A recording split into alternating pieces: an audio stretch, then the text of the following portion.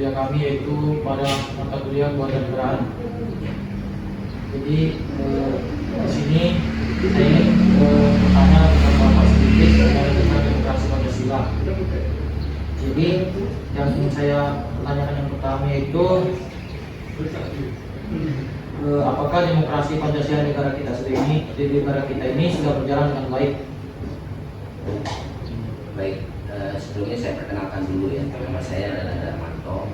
Saya adalah Ketua DPD PKS Kota Tarakan periode 2021-2025. Kalau bertanya tentang demokrasi adalah saat ini adalah masuk di tahun politik ya, tahun pergerakan demokrasi. Demokrasi bagi kita adalah sesuatu yang memang harus kita lakukan. Artinya bahwa demokrasi dari pertanyaan apakah sudah berjalan dengan baik ya. Ya, saat ini demokrasi kalau menurut saya masih belum bisa berjalan dengan baik karena masih banyak yang tidak objektif ya, yang subjektif, artinya masih banyak sekali kecurangan-kecurangan di demokrasi. Dan kita sebagai politikus tapi demokrasi yang benar-benar sportif. Pertanyaan keduanya Pak yaitu apakah demokrasi Pancasila yang berlaku saat ini telah sesuai dengan Undang-Undang Dasar 1945? Ya, sesuai. Karena apa? Karena itu memang sudah menurut undang-undang itu sudah regulasinya itu sudah sangat peraturan dari sana sesuai dengan Pancasila.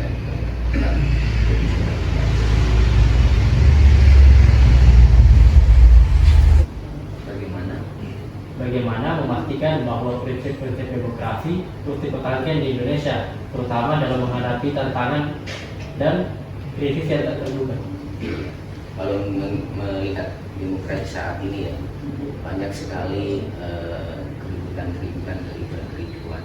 Ya, karena itu bagi kita untuk memastikannya itu kita harus sportif ya. Artinya sportif itu harus demokrasi yang sebaiknya agar prinsip-prinsip itu bisa dijalani dengan baik. Pak, terima kasih atas jawaban yang telah diberikan. Saya akhiri. Assalamualaikum warahmatullahi wabarakatuh. Salam. Sore Pak, kami dari mahasiswa Universitas Borneo Tarakan dan dari jurusan Teknik Elektro. Maksud kedatangan kami di sini ingin mewawancari Bapak. Sebelumnya boleh perkenalan dulu untuk Bapak, silakan. Terima kasih sebelumnya kepada adik-adik mahasiswa sudah memberi kita ruang untuk diskusi ataupun wawancara. Perkenalkan, nama saya Sudirman, Ketua Bapin Demokrat sekaligus Ketua Penjaringan Bacalek Demokrat. Baik Pak, terima kasih atas perkenalannya. Ya, saya dari kelompok 3, saya ingin bertanya Pak, berapa penting berarti masih kelompok 2 ingin bertanya seberapa penting partisipasi publik dalam membangun dan menjaga prinsip demokrasi yang baik di Indonesia? Seberapa penting sekali, karena apabila masyarakat subjek mereka, artinya masyarakat yang punya kekuasaan untuk memilih, kalau mereka tidak dilakukan maka kita mengalami kemunduran demokrasi. Makanya pembelajaran politik, tugasnya pemerintah dan partai politik untuk memberikan pembelajaran politik kepada masyarakat. Karena segala macam keputusan dalam hidup itu ada implikasinya di dalam politik. Salah memilih berakibat pada ekonomi juga.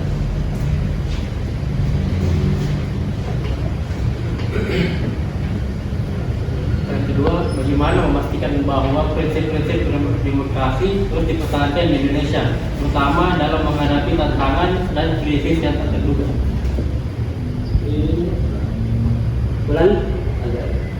Bagaimana memastikan bahwa prinsip-prinsip demokrasi terus dipertahankan di Indonesia, terutama dalam menghadapi tantangan dan krisis yang tak terduga?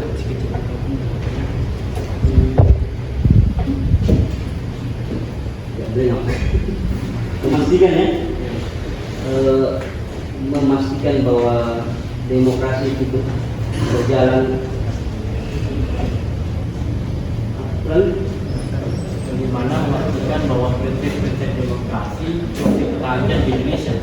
saya kira ya prinsip-prinsip kontra demokrasi dalam Indonesia sih masih aman-aman saja, walaupun kalau kita berbicara indeks demokrasi kita lagi turun. Kalau bisa cari di internet di zaman rejim 2 kali ini kan perbedaan, ada penurunan indeks demokrasi, tapi saya rasa bangsa kita telah biasa. Ini bagian dari proses pembelajaran untuk demokrasi Pancasila, karena negara Eropa dan Amerika saja butuh ratusan tahun untuk matang seperti sekarang mereka ini. Apalagi bangsa kita banyak yang jadi masalah sih di tingkat kota, tingkat kesadaran politik tinggi menjadi masalah, di tingkat desa bahkan lebih pada tidak tahu apa visi misinya pemimpin kita, hanya berdasarkan para pemain politik yang beliau bawa, lebih pada calon politik lah kita sebutkan, bukan pada visi misi dari seorang pemimpin.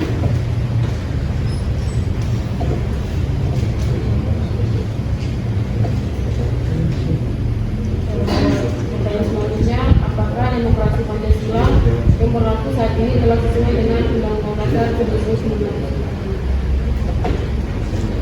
Saya kira masih sesuai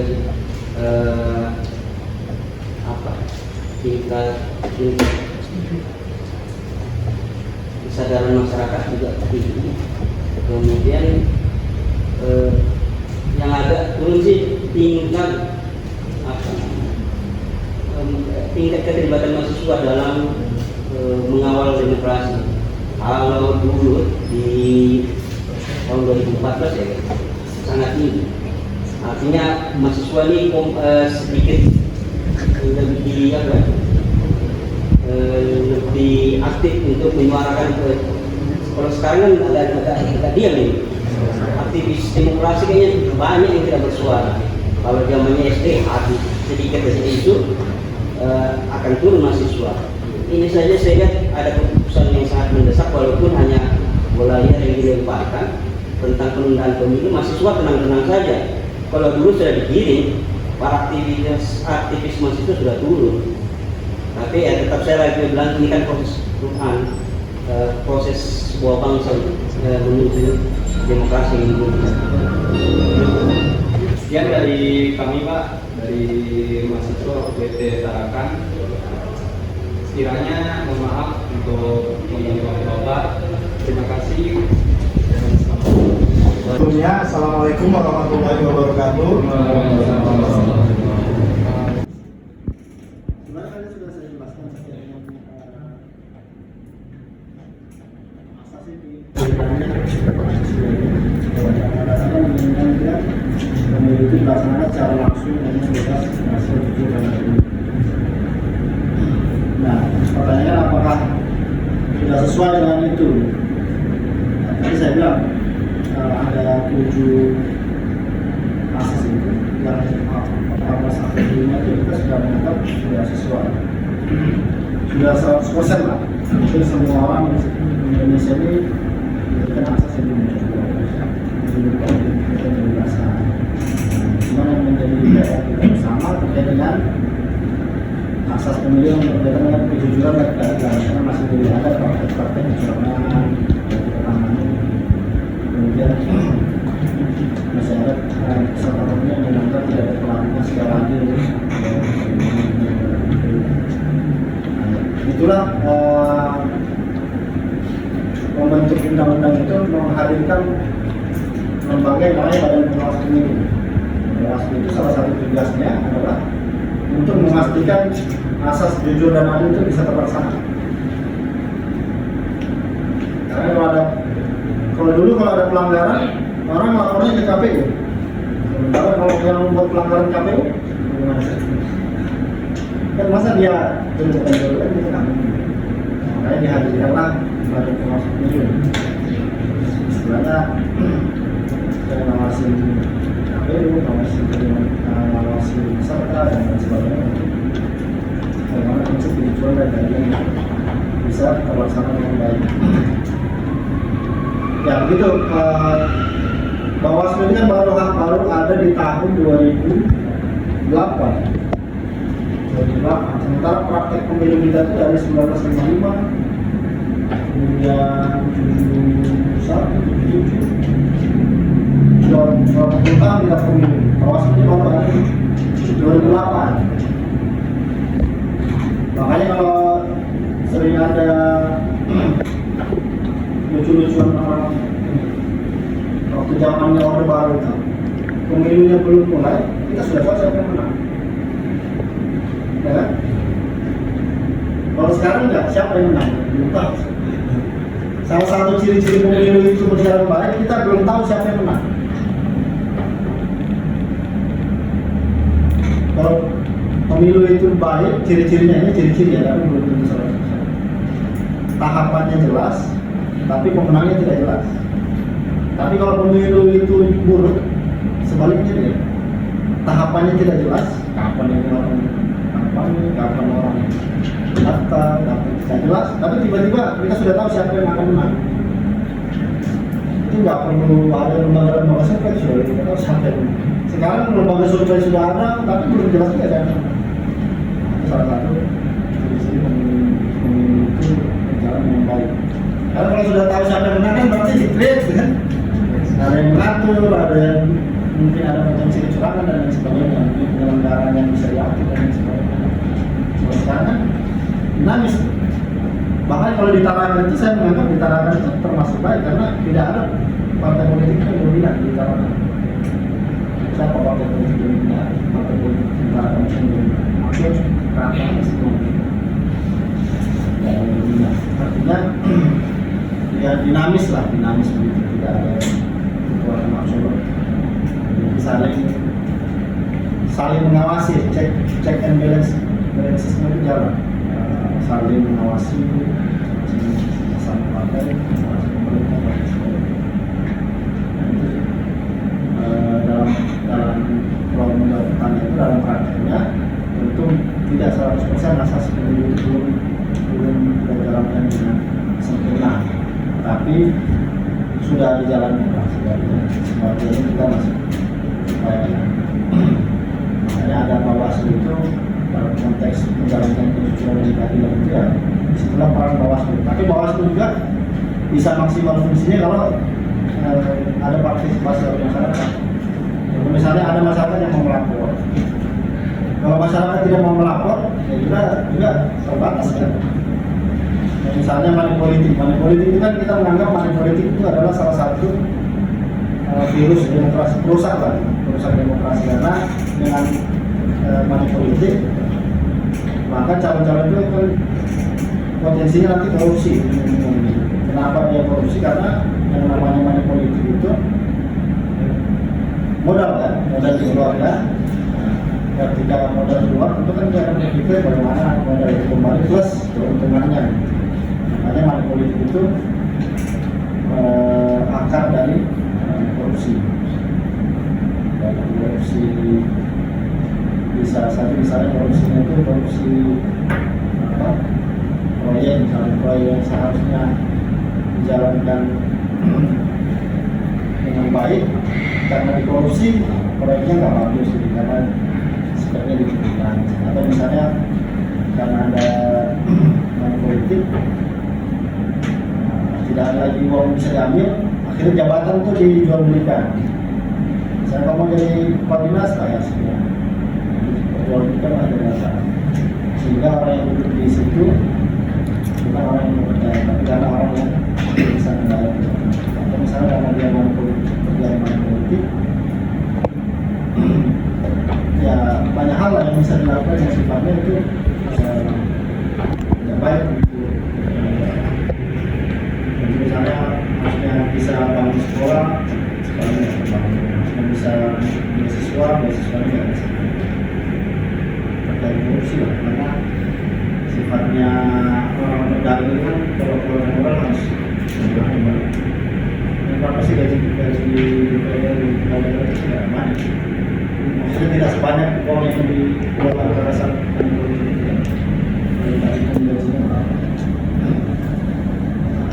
itulah untuk kecurangan dan masukan. Nah, itu yang menjadi tugas Bawaslu. Dan Bawaslu tidak bisa berperan maksimal kalau teman-teman tidak berpartisipasi melaporkan. Nah, kita di Bawaslu Tarakan sendiri itu hampir semua manipulasi itu nggak ada masyarakat yang lapor. Jadi kita yang mengawasi itu pun kita masih dapat. Apalagi kalau teman-teman ikut melapor, itu pasti lebih banyak lagi. Karena kan terjadinya kan di sekitar kita. Karena kenapa ini juga saya kenapa manipulasi itu tidak ada orang yang melapor. Karena yang dikasih uang itu tidak merasa sebagai korban. Jadi kalau orang yang dikasih duit itu dia tidak merasa dirinya sebagai korban. Ya kan, karena dapat duit. Biasanya kalau orang kan manipulasi itu kan kalau di dalam Undang-Undang 7 tahun 2017 dia kejahatan kan. Biasanya kalau kejahatan itu kan kalau dalam studi hukum pidana itu ada pelaku, ada korban kan gitu. Ini antara pelaku dengan korban ini sama-sama suka gitu. Jadi pelakunya suka, korbannya juga suka. Jadi karena dia suka dia tidak merasa menjadi korban, sehingga keinginan untuk melapor itu tidak ada motivasi untuk melapor. Kecuali orang yang lain melihat. Padahal sebenarnya orang yang memanipulasi itu adalah korban kejahatan sebenarnya sesungguhnya. Karena kita harus memahamkan kepada masyarakat kenapa manipulasi itu kejahatan.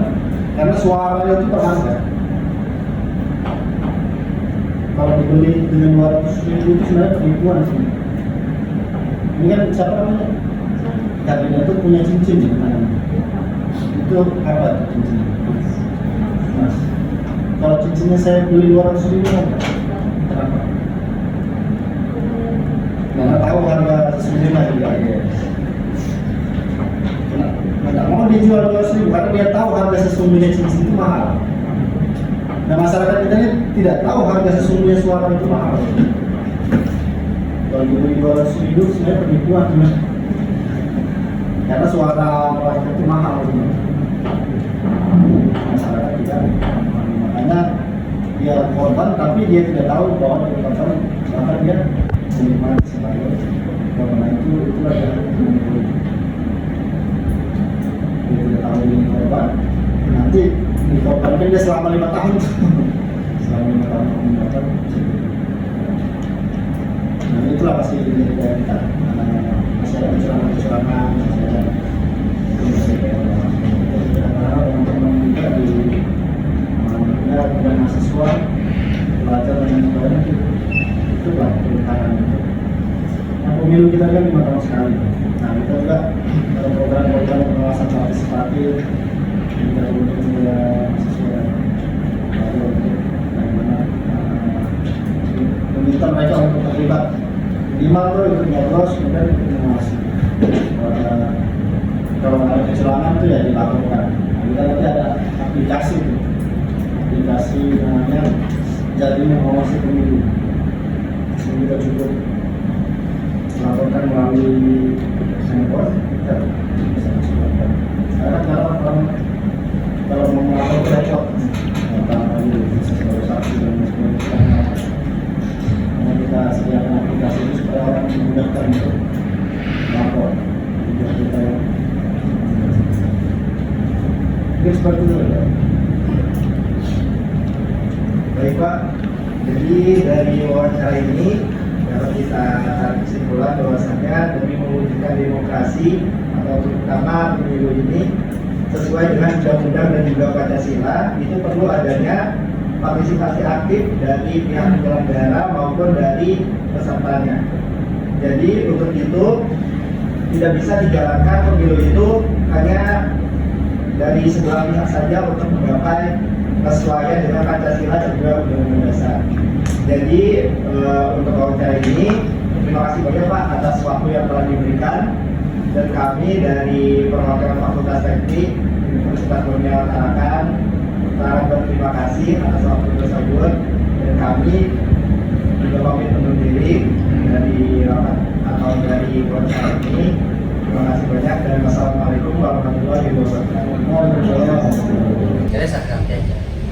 Assalamualaikum warahmatullahi wabarakatuh. Waalaikumsalam warahmatullahi wabarakatuh. Perkenalkan kami dari Fakultas Teknik Elektro Universitas Borneo. Ya baik, saya dari Mantan yang baik saya dari kelas kedua ingin menanyakan apa yang dapat dilakukan masyarakat Indonesia untuk memperkuat demokrasi dan memastikan partisipasi aktif dalam proses politik. Seluruh masyarakat Indonesia, menurut saya termasuk kalian, harus melek politik. Melek politik itu tahu politik. Kita mau pemilu tahun 2024, tepatnya itu 14 Februari tahun 2024. Masyarakat dia tidak boleh hanya tahunya itu pemilu 14 Februari, tidak begitu dia. Ada prosesnya, ada tahapannya yang panjang, dan itu harus dikawal semua.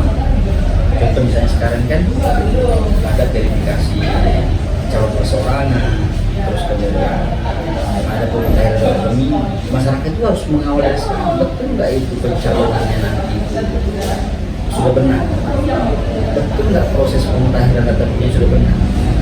Jangan sampai kita itu memikirnya pemilu proses dua tidak begitu, ya tahapannya panjang, bisa dikatakan 22 bulan disiapkan pemilu. Jadi untuk meningkatkan partisipasi masyarakat, ya dia harus mengetahui dari awal. Setelah di launching pemilu itu kan apa sih tahapan-tahapannya? Kalau pemilu itu kan ada beberapa unsur yang terlibat di situ. Ada penyelenggara pemilu, ada peserta pemilu, dan ada pemilih. Jadi siapa penyelenggara pemilu ya seperti kami, ada Bawaslu, dan ada KPU. Nah, masyarakat harus tahu itu. HP di KPU, HP di Bawaslu, HP di KPU, dan masyarakat harus tahu KPU ini siapa gitu. Saya ini siapa gitu. KPU itu sudah jujur nggak orangnya, kan begitu, ya kan? Bawaslu itu sudah bagus nggak secara kelembagaan melaksanakan pengawasan, terus DKPP sudah betul nggak menindak mereka untuk penyelenggara yang melanggar keputusan. Nah, begitu pesertanya. Kalau ada penyelenggara pasti ada pesertanya. Pesertanya siapa ya? Partai politik. Terus kemudian perseorangan itu dia mendaftar sendiri dengan KTP, ya kan? Masyarakat juga harus tahu itu. Betul nggak mereka ini diloloskan oleh KPU sudah memenuhi syarat misalnya? Kan beberapa syarat-syaratnya, KTP, syarat jasmani dan rohani, terus kemudian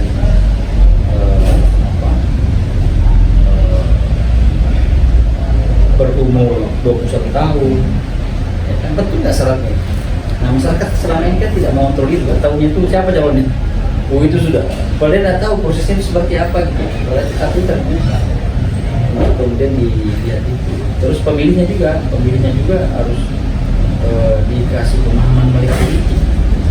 Ya, pemilih itu memilih berdasarkan visi-misinya kan. Jangan kita memilih itu karena dia dari suku A saya harus ini. Pokoknya dia harus karena dia dari agama ini saya harus ini, tidak begini. Jadi perhatikan itu salah satu caranya. Masyarakat harus melek politik. Termasuk kalian ini harus melek politik, tidak bisa itu diabaikan karena kalian masuk biar mereka itu orang yang terdidik itu aja, tidak bisa begitu. Karena politik itu kan ada yang harus diperjuangkan di situ, ada kepentingan yang diperjuangkan. Nah, contoh misalnya kalian itu kan ada pemilihan BEM di kampus kan, kan banyak fakultasnya, tentu dia akan mengirimkan tokoh-tokoh terbaiknya sih, mahasiswa terbaiknya sih.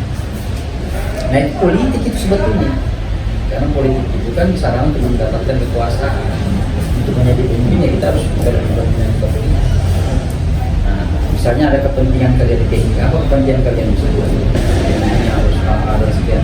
Nah, kalau tidak ada perwakilan yang menjadi pemimpin, gimana ceritanya? Nah, terus kalau mau mendorong seperti itu, kalian kan harus aktif. Ya mungkin ada yang konsolidasi, ada yang pemilihan. Jangan menjadi mahasiswa kampus sama kampus tidak menunjukkan. Nah, itu di kampus saya, apalagi di negara yang harus lebih dipikirkan lagi. kira begitu. Jadi masyarakat itu harus mengikuti semua tahapan sampai dilantiknya presiden, kawal terus. Bagaimana memastikan bahwa prinsip-prinsip demokrasi terus dipertahankan di Indonesia, terutama dalam menghadapi tantangan dan krisis yang terjadi. Tak terlibat. Jadi begini ya, pemilu itu kan ada prinsip, ada beberapa prinsip: mandiri, jujur, adil, profesional, dan seterusnya. Ada prinsip. Pemilu itu harus menjalankan ini. Artinya beberapa strategi yang kemungkinan tidak terduga itu kita juga harus siapkan. Tapi tetap berdasarkan prinsip. Contoh misalkan salah satu potensi misalkan tidak bisa terselenggaranya pemilu itu karena bencana misalkan. Nah itu apa yang kita lakukan? Ya harus ada plan B. Makanya itu diatur juga di dalam itu, makanya namanya pemilihan pemungutan suara ulang. Ada namanya pemilu ulang, pemilu lanjutan. Ketika misalnya tidak bisa terlaksana, nah strateginya begitu ketika ada krisis yang tidak terduga gitu kan. Terus kemudian misalnya ada sebuah ada kerusuhan misalkan. Nah itu bagaimana mengantisipasinya? Itu dilakukan pemilu ulang. Tidak boleh dipaksakan begitu. Karena hak masyarakat itu semua harus terpenuhi. Misalnya begini, tidak usah terlalu jauh gitu ya. Ada satu daerah misalkan ada banjir besar ya, kan habis semua. Terus kemudian mereka terkonsentrasi di dalam penampungan penampungan misalnya kan, posko-posko kan. Ya itu tidak bisa dibiarkan begitu. Ya kami tetap harus memastikan itu kalau perlu dirikan tempat pemungutan suara di situ. Nah itu salah satu. Ini krisis yang seperti itu dan itu benar tidak terjadi. Pernah terjadi sebetulnya yang kayak di Palu kan mau pemilu ada gempa begitu. Nah otomatis kan kita harus mengetahui berapa